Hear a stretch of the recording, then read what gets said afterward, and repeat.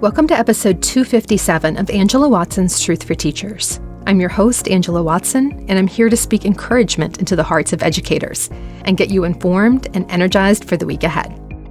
Today, I'm talking with teacher Samantha Smith about how she manages to work only her contractual hours each week. Visit truthforteachers.com to get an easy-to-read, easy-to-share version of this podcast episode. This episode is brought to you by the Invited MBA.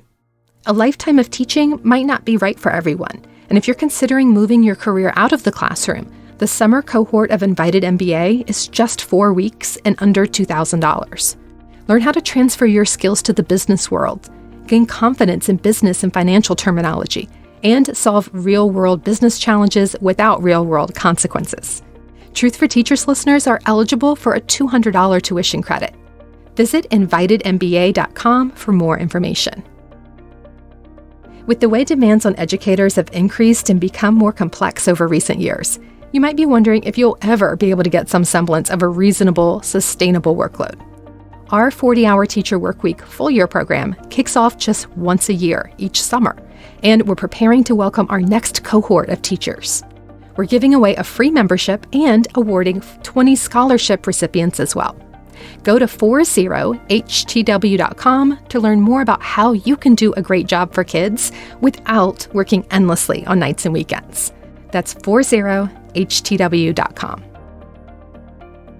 So I'm talking today with a member of the 40-hour teacher workweek program named Samantha Smith. She is a teacher in a very large suburban school district in Illinois, and she started her career teaching 5th and 6th grade and has taught 1st grade for the past 7 years. Samantha has been able to work only her contractual hours, and today she's sharing how that's possible. And my hope is that this episode will be a complement to episode 250 with Megan Faherty. Megan is a high school teacher who also works her contractual hours after taking the 40-hour teacher workweek program. And she also does not do any lesson planning at home, which is something that Samantha talks a lot about. I think both Megan and Samantha have approaches that are applicable for a wide range of teaching contexts. And together, I think the two of them can help you piece together what might work for you. So my hope is that their stories will give you hope that it is possible to do a great job for kids and not have to work 24/7. I think teachers need examples of that, and they need to believe that it's possible, right? As they say, like if you see it, then you can do it. And you need to be able to know that these kinds of things can actually happen in order to imagine it for yourself. So listen in on my conversation with Samantha. So, Samantha, you've been working approximately 40 hours a week for the last few years as a teacher. And part of how you know this is because you began tracking how much you were working starting back in 2015. Can you tell us about how you tracked your hours and what you learned from doing that? Yes. So I joined the 40-hour club in 2015. And so I just started diving into all of the lessons. And so I did follow the procedures of setting a goal. And while I was setting the goal, I tracked my actual worked hours on my to-do list. And so then each week I would set a new goal. Initially, I found a document from years ago where my goal was 45.25 hours. I love the precision. I know, but it's important. And before that, when I think about when I started teaching, I was definitely working between 50 to 55 hours. I was not efficient. I know I was coming in early, staying very late, and coming in on the weekends. And so what I learned was that I need to know where my time is going. I needed to set goals. And then also you prompted us to follow our energy level, which I was able to do once I knew where my time was going and how I worked. And so now I know, for example, that I can't do any planning or anything where I have to focus after school because I'm just drained. Mm-hmm. But I can do that during my planning time or before school if I decide to come in early. Mm-hmm. Yeah, that makes total sense. Knowing like when you're going to be able to actually get work done is important, because if you're continually staying after school, but all you can do is just sort of like hang around and talk with coworkers or answer email because you're so wiped, then you didn't really get your important stuff done. Yeah, exactly. So now I think it took about 3 years after I was intentional. And at that point, I work about 40 hours. And then recently, when you had prompted us to think about our successes in the last couple of years, I sat down and thought, okay, what have I been doing for the last couple of weeks, for example? And it was 40 or less per week. Wow. And so then I just wanted to share that. So your process was at the beginning of each week, you decided in advance how much you were going to work, and then you allocated those hours. Is that how you did it? And you didn't use an app. I know some teachers like to use apps to track their time. You just did it right on your to-do list.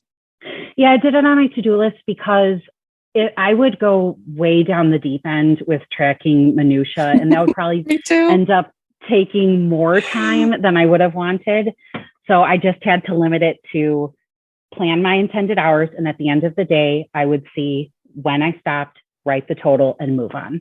Yes, I love that. I'm the same way. I have thought so many times about getting a Fitbit, and I'm like, no, my personality type would be a disaster with a Fitbit. I just literally was looking at one 3 days ago and decided against it because it would be too much. Yeah, I'd become obsessive with it. I could already tell. I would be like monitoring everything. And, data's not everything. Numbers are not everything. You also have to go with, your intuition and how you feel too, which I think is important. So I love I've learned to trust that more. Yes, exactly. So I love just writing it down, just recording what you're working, when you're working and writing it down. So you mentioned in your article that you never take work home now. So of course, the question is then, when does the work get done? Because, a lot of times teachers are told that, like, well, just the work will still be there. Go home, relax, take care of yourself, practice self-care. The work will still be there. But who wants to go back to work the next day when the work is still there? Like, the work actually has to get done at some point. So I'm wondering if you can tell us how you structure your time within your contractual hours to get everything done. Absolutely. This has definitely been a work in progress. By no means have I made it, but I continue to learn and grow. But I really do think I have a good rhythm of life now. And so the biggest thing is about intentionality and making decisions about what I'm going to do beforehand. The pre-planning and list making really allows me to multiply my time later on. So, for example, a lot of my work, not my work, but a lot of my long-term planning I do over the summer. And I refuse to let it take up my whole summer. I'm very intentional with when I am not going to work in the summer, when I'm not going to think about it, when I'm not going to look at it. But then also, my energy starts picking up and I start thinking about work things probably mid-July, if I'm being honest. And then I can sit down when I'm feeling excited and refreshed and dig deep into curriculum and pacing and things like that. So when I batch that all together, the long-term stuff comes first. So I will say I have that in place, because what I used to do is sit down the day before, take out my, curriculum. What should I do for the next day? It was very stressful because I would not know what I was doing the next day and the next day. So some of the pre-work is done in the summer. And then my weekly lesson planning is now done during my planning time, which is blocked on Thursdays. It's 120 minutes. It doesn't sound like enough, but the other systems and structures that I've put in place over the last few years really support that time. And I only do planning during that time. Batching is probably, when I really think about it, the biggest factor of all of this, because it reduces the wasted time. I group everything that's alike, and I don't task switch, and it saves so much time. So that's when I do my weekly lesson planning. So I'm sorry. Let me ask a question about that. So you're saying you have 120 minutes of planning time during the school day on Thursdays. Is that your only planning time? Yes. For the whole week. So you don't get nothing on Monday, Tuesday, Wednesday, or Friday. It's all in that one block. I love that solution. I think that's so good. Because I think one of the problems that teachers have is, your planning time gets taken away a lot and it's so short, you can't really get anything done. So I love thinking about that as a model. Do they combine the kids or anything like that? Yes. The reason it's combined is because they go to art, music, and PE on Thursdays, and they do it in a block. So my students, for example, will go for 40 minutes right before lunch and then 80 minutes right after lunch. Okay.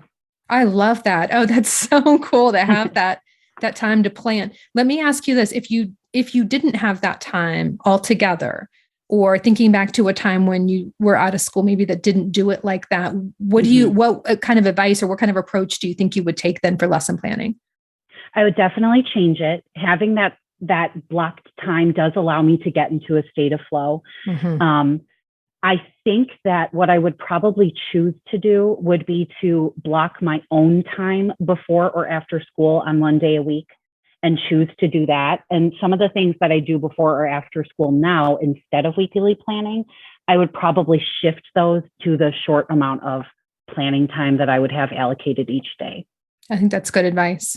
Okay, so that's the daily plans. Tell us about the unit plans.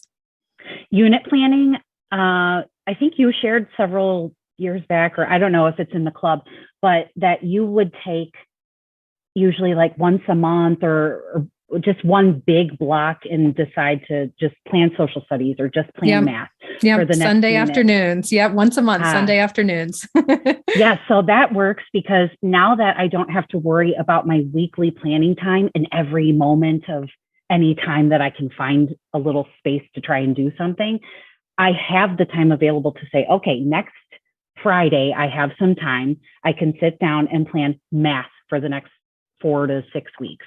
And then the same for social studies or all the other subjects that I teach. And when I just take a big time to do it, kind of like my batched weekly planning time, if I just focus on the one thing and I'm not doing everything else like making copies or doing the minutia of the weekly planning, it goes pretty fast. And it's taken care of for the next couple of weeks. The grading. So as much as I possibly can, I do grading right next to the students so that I can correct any misunderstandings in the moment. And then, the length of assignments or assessments and then the content of them is simpler in first grade. So I try and fit it in 10-minute chunks before or after school. And I just say, I'm looking at my to-do list.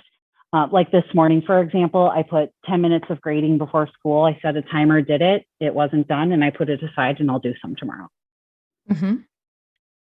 The other thing I wrote down just about this is that knowing my community has helped in all of this, because knowing the expectations really helps me to adjust. If I was in a community where the parents expected a certain level of communication, then I would rise to that if it was appropriate. Right now, I communicate with parents through Remind, basically like texting almost.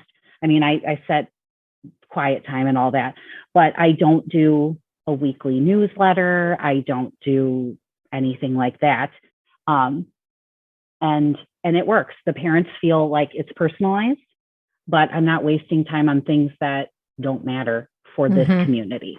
Oh, that's so important to know, like, what's actually expected rather than what would be a nice thing to do. I found that every year it feels like parents are getting busier and busier and more overwhelmed with all of the different communication from school, getting emails, phone calls, text messages from multiple different teachers that I just hear a lot of parents from all different types of communities and demographics saying, like, just tell me the most important stuff because I'm drowning in information. You don't need to overload me with everything. There are some parents who want everything, but you can provide it just to them instead of feeling like you need to spend all this time communicating about everything to everyone.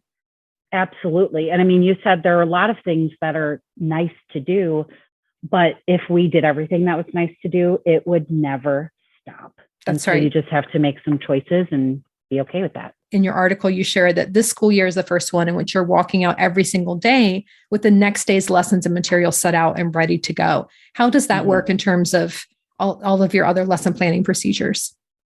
I use a checklist every single day. And the first thing that I do every single day after school is I take the stuff that I prepared prior and I put it out for the next day. And since my weekly plans are already completed the Thursday prior, Really, if there's any physical prep of materials, I can schedule that to be completed after school or in the morning because I'm not planning during those times. Mm-hmm. So that's how I get that done. And it reduces my stress levels so much because I know that no matter what happens, I will show up the next morning and everything is ready to go. So you've given us some really good, just practical tips and examples of the logistics of how you streamline. But as you pointed out in your article, it's really the mindset behind those actions that makes the biggest difference. And challenging the way you think about your work helps you see every task through a different lens. So that way you're focused more on, as you said, intentionality, on prioritization, and really keying in on what matters most. How did your mindset as a teacher change since you joined 40 Hour? The mindset change is probably the basis for all of the changes that have occurred in why I do everything the way I do and what I do. The mindset is what allows me to be mentally present wherever I am. So when I'm at school, I am focused on the students. I'm focused on my work, relationships with colleagues. I'm not worrying about what's going on at home or with my kids. Of course, I'd be available if there were an emergency, they could call school, but I am mentally at school when I am here. And then when I leave, I am mentally at home. I am not answering work emails at home. I'm not communicating with parents at home. I'm not lesson planning when I'm at home. And so the way that I did that was, I feel like I learned to just question everything. And in the past, I mean, sometimes that can make things a little more difficult. I'm a Myers-Briggs ISTJ, a Gretchen Rubin questioner, an Enneagram 6. But the question why is really what leads to every decision. From why am I assigning homework each day? Why am I checking homework each day in the morning? What would be a better way to do that? Why do we give homework? What is this doing for my students? Why am I writing physically beautiful lesson plans in a paper planner and then including all of the standards and for an administrator that has never even looked at my lesson plans? So that changed a lot of things. The way I do homework, the way my room is set out, the way I lesson plan. I use planbook.com now. When I questioned why, it helped me get to what is most important for student learning and for my own sanity and my own balance, if that's the word I could use. Mm-hmm. Yeah, that totally makes sense. That why is a big driver for me too. Like, why are we doing things the way that we've done them? Is it worth continuing this way, or is there maybe a better way? Exactly. And it really gets me to what's important. I mean, with lesson planning, of course, it really drives me back to the standards. And so it makes my assessments easier. It makes my teaching easier. I'm not including any fluff. Yes. I think, when it comes to focusing on what's most important and, having the courage to really say no to the things that really aren't going to move the needle for kids and that maybe are less important. They're just sort of nice to haves. I feel like part of the reason why it's really hard for teachers to do that is because they're worrying about being perceived as a teacher who doesn't care or isn't truly dedicated to kids. And there's so much pressure on teachers to just work endlessly, to stay late, and it's seen as being the mark of a good teacher. If you're leaving right when contractual hours are over, that's really frowned upon in some school cultures. Like you want to be the last person out of the parking lot at night, and you're rewarded for that. So I wonder how you grappled with this. Do you think that others' perceptions of you changed when you started doing things the 40-hour way? Mm-hmm. It really was hard for me at first because prior to joining the 40-hour club, I myself did equate longer hours worked with as someone who works harder. And I didn't really identify with working smarter, not harder. And that was a change that I had to, a mental shift that I had to make myself. And I felt proud of myself, even though I was exhausted all the time. I felt proud of myself that I was the last car in the parking lot. I felt proud of myself that I was coming in on a weekend for 8 hours at a time when I was a new teacher. Wow. But the other part of me being inexperienced was that I didn't understand how people were getting the job done in less hours. Mm-hmm. I remember talking to my mentor before I had children. I was fearful of not being a good teacher if I had kids, or not being a good mom if I continued teaching. And I just had to learn not only more efficient ways of doing things, but I had to learn that in a way, some of the things that people think about us don't matter. And that's hard because I value my professionalism. I value others knowing that I am reliable. I value others knowing that learning is occurring in my classroom. And so I know we're returning back to this, but knowing why I do what I do really helps with that, because as long as my students are moving forward, and as long as in my own brain, I know the answer to, if someone were to say, like, why are you walking out at 3:00? I know why. Number one, because I value time with my children. But number two, my students' lessons are prepared for tomorrow. And they might not know how that got done, but that doesn't really matter.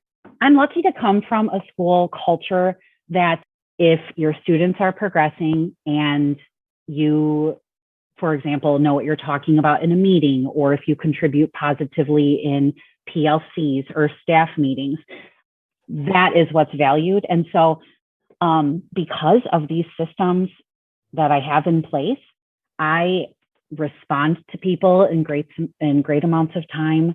I keep up with my emails. I know what resources are available in our school and community. And so I'm perceived as someone who has my act together. I am reliable. I've gotten feedback from colleagues and families and even students that they perceive me as being a great teacher. And I still work around 40 hours a week.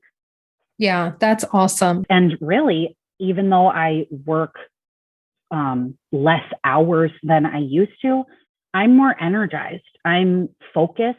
I'm rested. Even with 3 little children at home, I'm prepared. And because of those things, I bring more energy to the classroom. And that it's really circular, because the students respond to that. They give me more energy back. They're more engaged in their learning. They have more of an ownership of their learning. And so that in turn gives me just more of a drive to continue doing these things for them. It benefits me and it benefits them.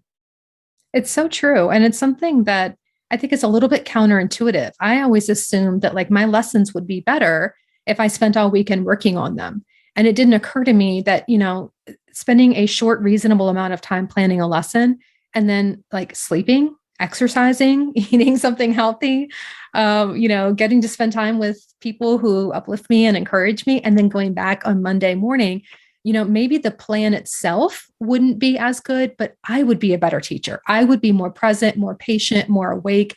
And the energy that I would bring to the lesson would be better than if I had spent the whole weekend planning and preparing and then dragged myself to school Monday morning exhausted because I never really got a break.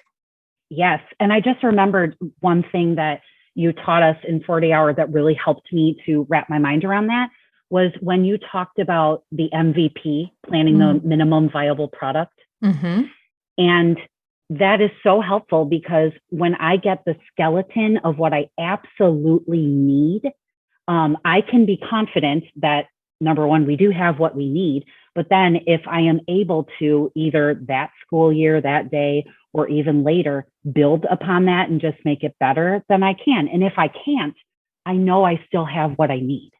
Right.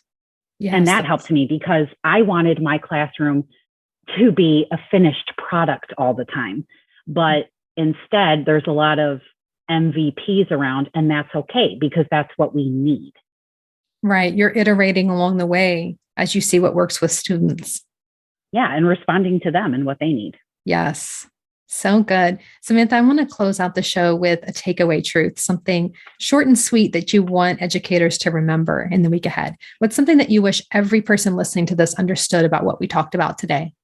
I wish that all educators knew that intentional planning and making decisions beforehand multiplies time in the future to focus on what really matters.